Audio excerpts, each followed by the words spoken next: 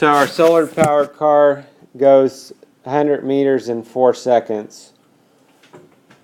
So what expression can show the distance the car will travel over time? So if it's going 100 meters in 4 seconds, what might we want to do there? You could do like an equation, is that what it's asking? Well, we're trying to get an expression eventually, but there's something we got to do in order to do that.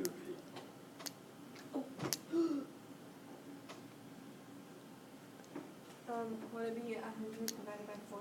Good. We would want to take 100 divided by 4 is going to give us our unit rate, which would be 25. So that's 25 meters per second.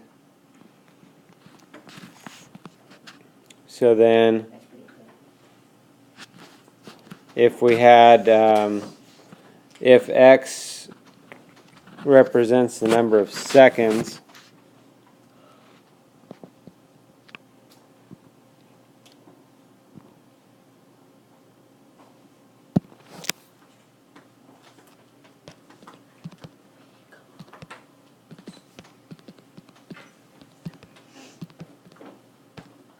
Why didn't you do the speaker? Always messes up. I'm recording. You're recording yourself? For real? Yeah. So if x is the number of seconds and it's going 25 meters per second, what would be an expression we could write to tell how fast it's going? Y equals 25x. Good. So this one, just to be a little bit picky here, it asks for an expression. So expression, we're not going to have an equal sign, so we would just put 25x. Long term, we are going to want to do the equations like that and write it then as y equals 25x. Okay? Do what? Yes, when you come up with a variable, when you define a variable, you need to make a statement like this. Let x represent the number of seconds. Okay? And they've kind of made a big deal about it too. When you write that, you don't say let x equals the number of seconds. You write the word represent. Let x represent the number of seconds. Lane? Do you want us to do the same thing?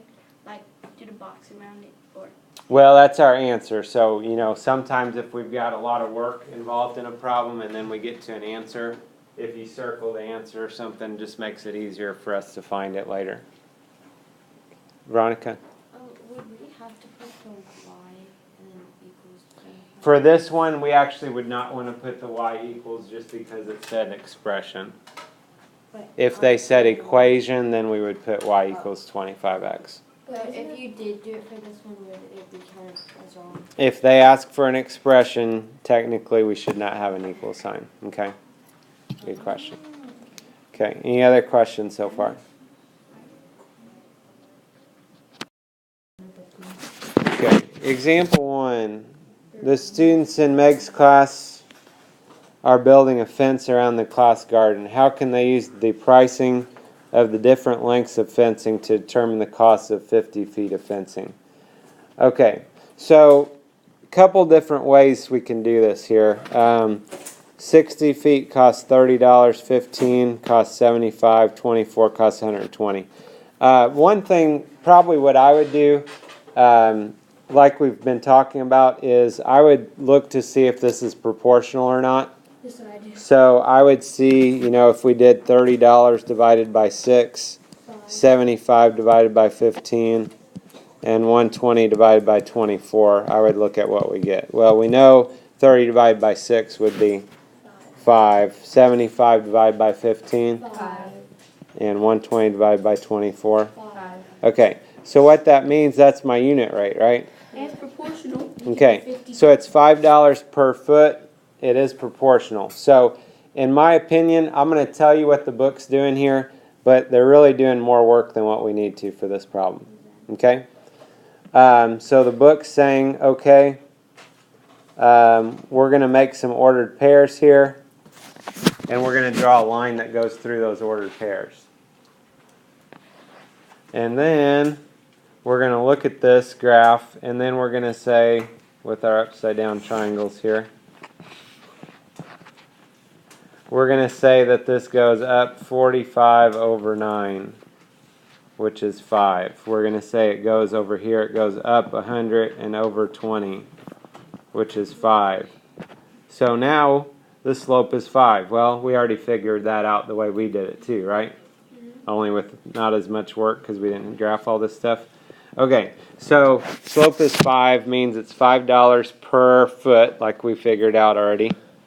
And we're getting 50 feet, so we could just take 50 times 5 would be $250. Okay, does that make sense? Now, the equation, if they ask us to write an equation,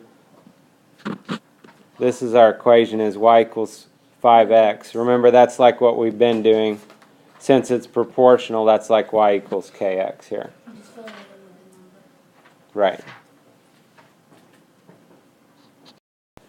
So we look at the try it.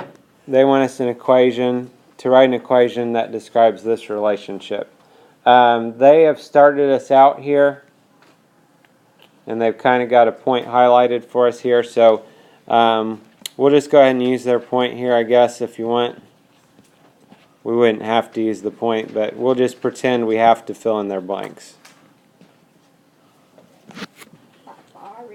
Okay, so if we do this, what they're doing, they're finding the slope, which is rise over run, or change in y over change in x. So we look at our y values here. They started with the bigger y value. Okay? So y values, change in y, we'd have to do 80 minus what? 20. Okay? And then if we do that order for the y's, we have to keep that order for the x's. So we started with 80 for the y's, means for the x we'd have to start with 4. Okay? Oh, why is there 3 there? Okay, we're just gonna change that 3 to a 1. How about? Sorry. It says what? 360. 360.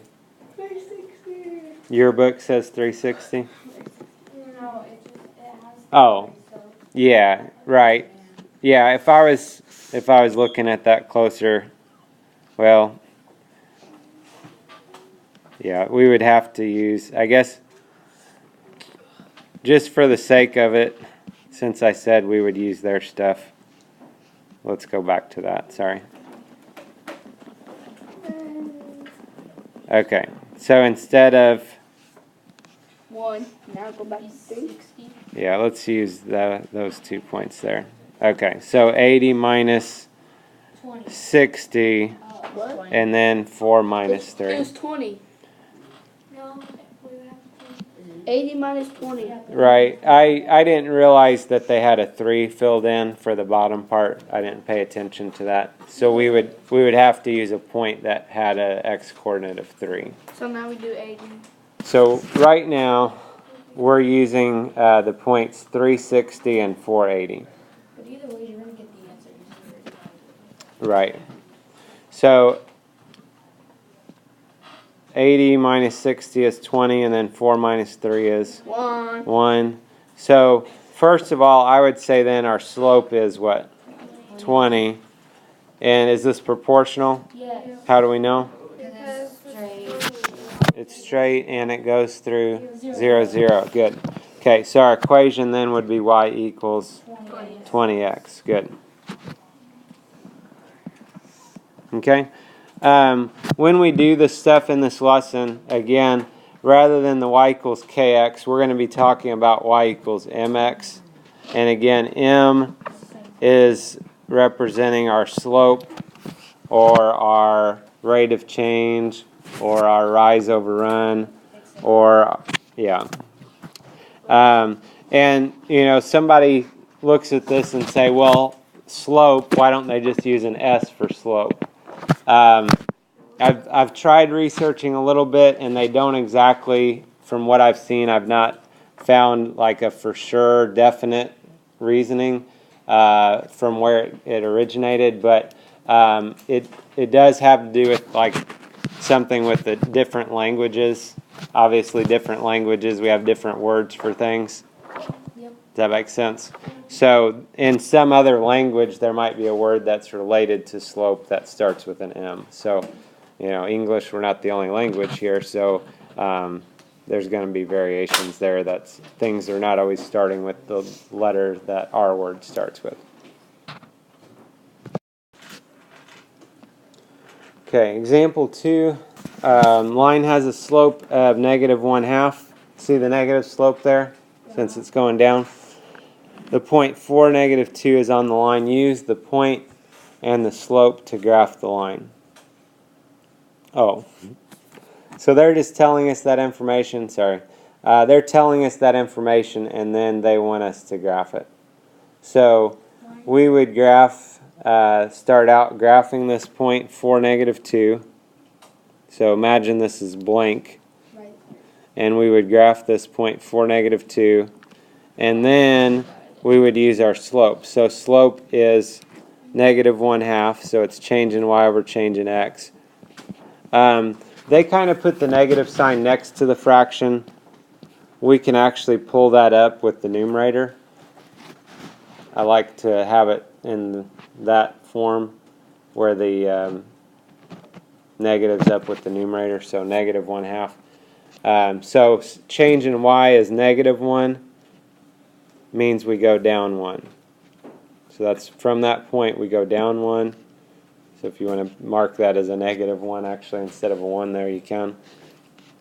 And then the change in x is 2, so we go over 2. So then they found another point on the line, and then they just drew a line that goes through those. Technically, I would say we'd probably go and put an arrow on the left side of this as well. There's nothing telling me, like sometimes real life problems, negative numbers don't really make sense, but this one doesn't really tell me that that's the case, so we could probably just extend that out further.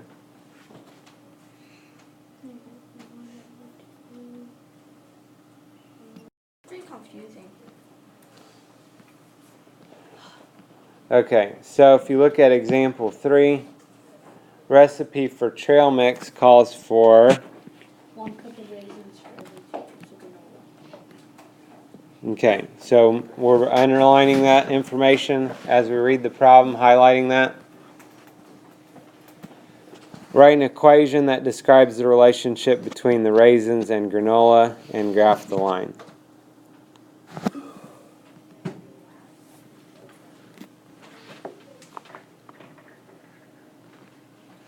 Okay, so it's going to be proportional because we have always, 1 cup of raisins, then we put in 2 cups of granola. All right. So we can think about this when we. Oh man. What does that mean? We have 2 minutes left. When we graph this, we would have to come up with what our x and our y is going to be. If you had it switched from this, in other words, if you had the raisins as the x and the granola as the y, that would be fine too. Okay, there's nothing magical about how they did it here. But when you graph that, we know it's proportional, so it's going to go through 0, 0. And then we could go and say 1 cup of raisins, 2 cups of granola gives us another point. If you wanted to do it again, 1 cup of raisins, 2 cups of granola gives us another point. Now this case, we're not going to have negatives. So see how it ends at the 0, 0?